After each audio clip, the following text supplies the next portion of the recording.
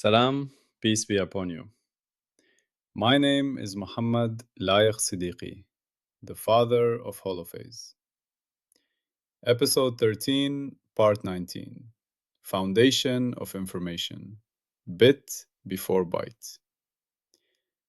There is one primitive, phi, the holophase, a continuous cyclic order that makes reality readable. We did not begin from space or time. We did not begin from matter or energy. We began from what makes anything readable at all, and we agreed to keep the firewall on. No smuggling, no shortcuts, no mythology disguised as explanation. Only permissions we can earn. Episode 12 installed that discipline as our protection against narrative drift, because the mind is a born storyteller, and the universe is not obliged to match our stories. Now, in episode 13, we are moving in two movements. First, undifferentiated phi. Phi before any readable change, where we earn permission. Second, differentiated phi. Phi once change becomes public and licensed, where readouts can appear, where regularities can be certified, where the world becomes a shared sentence rather than a private whisper. The first must come before the second, for one simple reason. If you don't first know what makes reading possible, you will confuse your reading with the thing you claim to read. You will call the page the story, the ink the meaning, the container the content. You will mistake the rules of access for the object you accessed. So we begin with the permission layer, and only then do we earn the public layer. Hold the whole episode in one compact picture. Anchor A is the silent ground, undifferentiated phi giving the permission layer. What phi is, what it is not, and why you cannot build anything without earning comparability first. Anchor B is the sounding world. Differentiated phi giving the public layer. How change becomes readable under licensing, how readouts appear together, how topology and tallies become lawful, how persistence and memory become possible, and how the firewall governs every claim. And right now, we are focusing on part 19 inside that larger arc. If you hear me smuggling space, time, energy, matter, or dynamics as primitives here, treat it as an error. Good. We have been walking around phi from many angles, and we have kept tightening the meaning until it stops slipping through our fingers.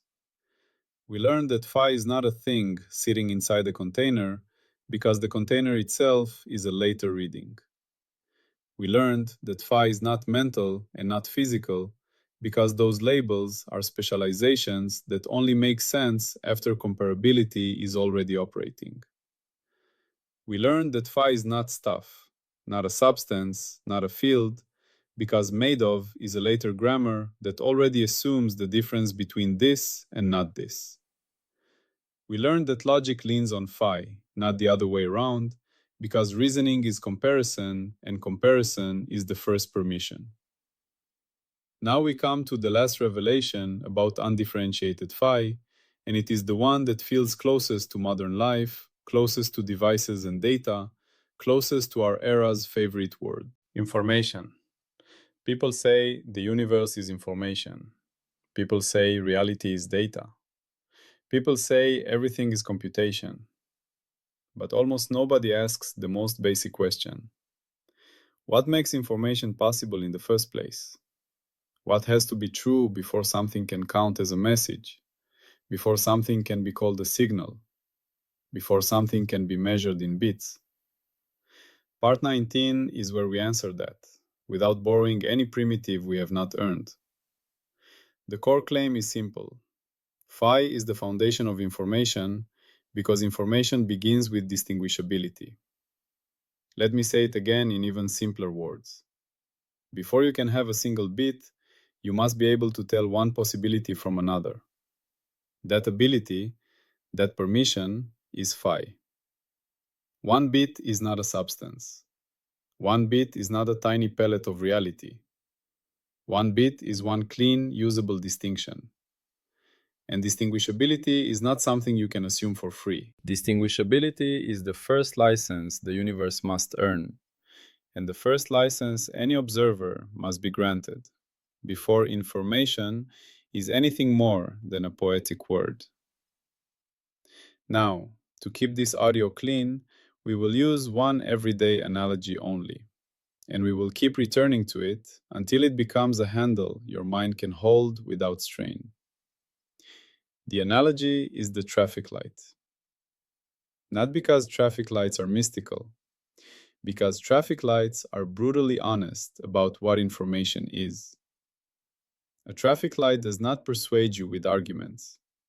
It does not explain itself. It does not carry a philosophy degree. It does one thing. It makes a distinction that can be read. Red is not green. Green is not red. Yellow is neither. And because those differences can be reliably told apart, a shared world of coordinated action becomes possible. If all three lights were the same color, the pole might still glow, the electricity might still flow, the bulbs might still shine, the metal might still stand in the street. But the information would be gone, not reduced, gone. Because information is not the glow, information is the distinction in the glow. Now slow down and feel the depth hidden inside that small street corner. The traffic light is not just telling you what to do. It is silently proving what has to exist for any message to exist at all. There must be at least two states that can be told apart. There must be a rule that binds those states to meaning. There must be a stable way to read them, repeatedly, without the distinction collapsing into confusion. And in holophase language, that first requirement, that there be a this that is not that, in a way that is not arbitrary, is phi. Phi is not the red. Phi is not the green. Phi is not the bulb. Phi is what makes red versus green a meaningful possibility. Before any city is built, before any road is paved, before any device is designed, the very idea of a traffic light already presupposes that the world can support distinguishable states. And if you want to be absolutely strict, even the phrase distinguishable states hides a demand. Distinguishable by what? By a comparison, by a check, by a licensed act of reading. And that is why this part matters so much. Because our age speaks of information as if it is a thing you can scoop into a bucket. But information is not a substance you carry. Information is a relation you can certify. Information is a difference that remains a difference under the test of reading. Now notice what breaks in our thinking if we do not understand this. If we don't understand that information begins with distinguishability, we keep doing a strange kind of magic. We treat the medium as if it automatically contains meaning. We treat storage as if it automatically contains truth. We treat data as if it automatically contains reality. We forget that if your reading cannot reliably tell two possibilities apart, the information you think you have is an illusion. This is why, in real life, when systems fail, they often fail by losing distinctions. The light is too dim and you mistake red for yellow. The sun glare makes green look washed out. The timing is inconsistent and people stop trusting the signal. The breakdown is not first a breakdown of electricity. It is first a breakdown of readable difference. So here is the deeper philosophical claim hiding inside the traffic light, expressed in holophase native language. Information is not what exists. Information is what can be distinguished under a licensed reading from what else could have been the case. That is why bit before byte is not a slogan. It is a hierarchy. A byte is 8 bits, but that's not the real point. The real point is that before you can stack distinctions, you must first have the permission for a distinction to count as a distinction. Phi is that permission. Phi is the condition that makes one bit possible. And now we can say something that sounds almost too plain, but that becomes more profound the longer you stare at it. If nothing can be distinguished from anything else, then nothing can carry information. Not because the world is empty, but because the world is unreadable. And unreadable is operationally indistinguishable from not there, because the difference between there and not there is itself a distinction. This is why in the HOLOPHASE stance, we are so strict about not treating information as a primitive, because information is already a public word. Information already assumes a reader, a test, a license, a distinction that survives the test. Undifferentiated phi is before all that. Undifferentiated phi is not information. Undifferentiated phi is what makes information possible. So the firewall keeps us honest. We are not saying phi is bits. We are saying bits presuppose phi. Now let's make the claim sharp and clean, the way it must be for a falsifiable program. The core claim, stated plainly, is this. All information measures reduce at bottom to counting distinguishable possibilities. And those possibilities are not automatically given. Their distinguishability is licensed by phi. Let me say that again in even simpler words. Whenever you measure information, you are counting how many different ways the world could be, such that your reading could tell them apart. And the possibility of telling them apart is phi. Now we can see why this is not just philosophy. This is where phi begins to touch the measurable world without smuggling physics in as a primitive. Because information theory, as practiced in engineering and science, is built from one foundational move. You list possible states. Then you say which states can be told apart. Then you count, compress, transmit, store, and measure. Every famous quantity in information theory is a refinement of that first move.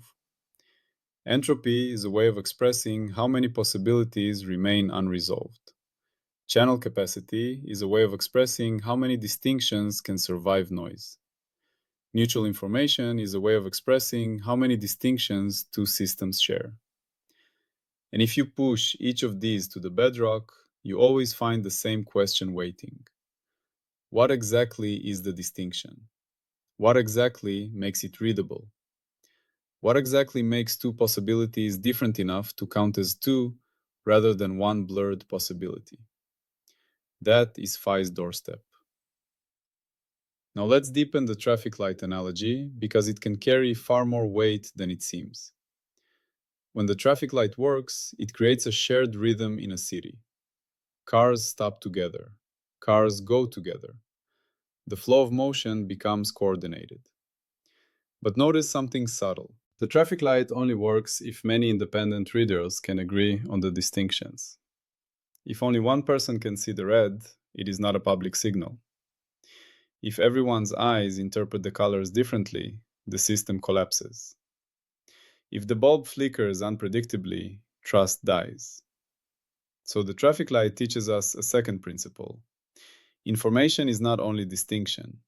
Information is distinction that can be stabilized into a shared reading.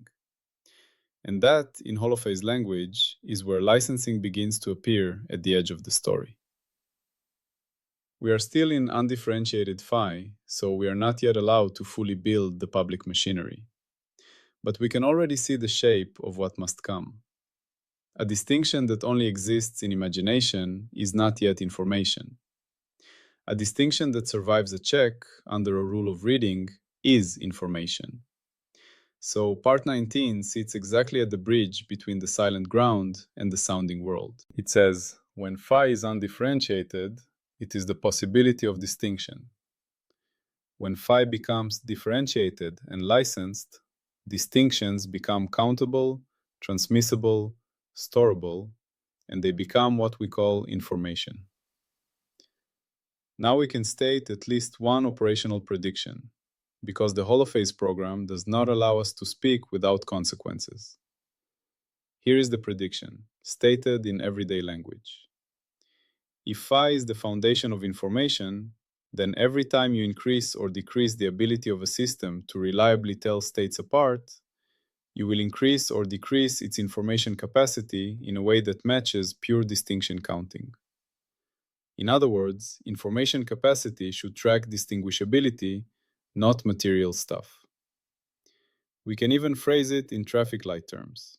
If the light's colors become harder to tell apart, the effective information drops, even if the bulb is bright. If the distinction becomes easier to tell apart, the effective information rises, even if the pole is old. The critical variable is not the material. The critical variable is the readability of difference.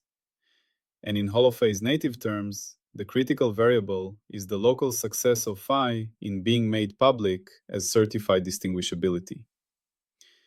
Now, because we are firewall strict, we do not pretend this is a full theory yet.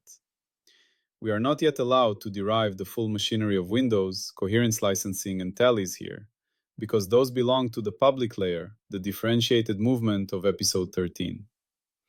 But we can still state the structure of the prediction in a form that can, in principle, be checked. Whenever an information measure is computed, there exists an implicit list of distinguishable states that the computation assumes. The holophase prediction is that those states are not fundamental objects. They are licensed phi patterns, and the information measure is fundamentally a count of licensed distinctions. So, if you change the licensing conditions, you change the count. Information is not absolute. Information is licensed. Now, if you are listening carefully, you can feel the beauty and the danger here. The beauty is that we are grounding information in something deeper than slogans. The danger is that we might accidentally slide into saying everything is information, as if that ends the story. It does not. That phrase is often just a modern way of saying everything is made of something, with information replacing atoms as the imagined substance. Part 19 forbids that mistake. Information is not the new substance. Information is the new name for stabilized distinctions. And stabilized distinctions presuppose phi.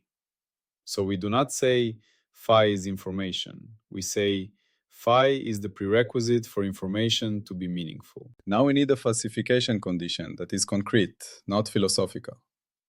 Here it is, stated plainly. If someone produces a complete, usable information theory in which information does not depend on distinguishable possibilities, then this claim fails. If information can be defined, measured, transmitted, and used without any underlying this versus that, then phi is not foundational to information, and part 19 collapses. Or, even more sharply, if there exists a scenario where two states are, in principle, not distinguishable under any possible licensed reading, yet they still carry different information in a way that can be operationally exploited, then this claim fails. Because that would mean information exists without distinction. And that would mean information is no longer what it has always meant, even in its most technical form. Now, you might think this falsification is too easy, because information without distinction sounds like a contradiction. But that is exactly the point. Part 19 is claiming that the foundation is not arbitrary. It is definitional in the deepest sense. Just as you cannot have a message that no one could ever, even in principle, tell apart from any other message, you cannot have information without distinguishability. So if someone somehow manages to do that, if they manage to build a working framework where distinguishability is not required, then we learn something profound. Either our understanding of information was shallow, or phi is not the bedrock we thought. That is what falsification means. Not, I feel convinced, but I know what would break this. Now we must also state the scope and limits, because we are still inside undifferentiated phi, and it is very easy to reach forward and steal conclusions from later parts. Here are the limits, spoken plainly. In part 19, we are not yet deriving the detailed mathematics of entropy, channels, coding, or compression. We are not yet deriving the full operational apparatus of licensed windows, coherence thresholds, and tallies, because those belong to the public layer where reading is certified. We are not yet claiming any particular physical constant, any particular scale, any particular geometry. We are earning only one permission. Information begins with distinguishability, and distinguishability presupposes phi. That is enough for now, and it is already immense, because it means that every time someone tells you the universe is information, you can ask one question that cuts through the fog. What makes the information readable? What makes the states distinguishable? What is the licensing that turns raw possibility into certified difference? And if they cannot answer, then they have not yet reached the foundation. They are still describing the public layer while assuming the permission layer for free. Now, an energy reminder, because the word information often drags energy behind it, and we do not allow that to become a smuggled primitive. If we mention energy at all here, it is only as a tally we will later define, not as a substance that carries information. Information does not need energy as an ontological ingredient. Information needs distinguishability as a logical ingredient. The cost of reading and storing belongs to later operational chapters, where tallies are introduced as bookkeeping under symmetry and constraint. Here, in part 19, the foundation is simpler. Before any cost, before any mechanism, before any dynamics, there must be a difference that can count as a difference. That is phi. Now let's return to the traffic light one more time, but this time we will hear it like a quiet philosophical machine. At an intersection, the light creates a three-way partition of possibility. Stop, wait, go. But those are not magical words. Those are stable partitions in behavior space, made possible by stable partitions in signal space, made possible by stable partitions in distinguishability, made possible by phi. If the colors drift so close that red and green become indistinguishable at dusk, the city becomes dangerous. And that is not poetry. That is an operational proof that when distinguishability collapses, information collapses. The pole can still stand, the electricity can still flow, the bulbs can still glow, but coordination dies. Now broaden your gaze. Everything we call information processing is, at root, coordination across distinctions. A computer coordinates billions of tiny this not that events. A conversation coordinates meaning across sound differences. A memory coordinates present experience with a past pattern. A society coordinates action across shared signs. And in every case, the first requirement is the same. There must be a set of alternatives that can be told apart. And there must be a stable rule of reading that keeps those alternatives from collapsing into mush. So if you want to keep one sentence from this part, keep the sentence that contains the whole foundation in your pocket. One bit is one distinction. And now, because this is episode 13, the silent ground, we can feel the transition approaching. We have earned, one by one, the permissions that prevent us from confusing later readings for first principles. We have learned what phi is and what it is not. And now we have reached the last door in the permission layer, the door that opens directly into the modern world's most powerful measuring language, information. Part 19 tells you, information is not a thing. Information is a count of distinctions under a licensed reading. and phi is the prerequisite that makes any distinction possible. So when phi becomes public and licenses change, when the world moves from silent possibility to certified readability, the first thing that becomes measurable is not stuff, it is differences. It is distinguishability. It is the count of how many ways the world could be, as far as the reading can tell. That is why this part matters. It is where holophase meets the practical language of bits without becoming a new form of stuff worship. It is where we can speak to the information age and say, gently but firmly, yes, information is profound, but the foundation is deeper. The foundation is what makes information possible, and that foundation is phi. Here is the listener carry in one line. One bit equals one distinction. And now we step forward calmly, because the next parts are not about earning what phi is. They are about crossing the great threshold, where possibility becomes public, where undifferentiated phi becomes differentiated phi, and where the silent ground becomes a world we can read together. Salam, peace be upon you.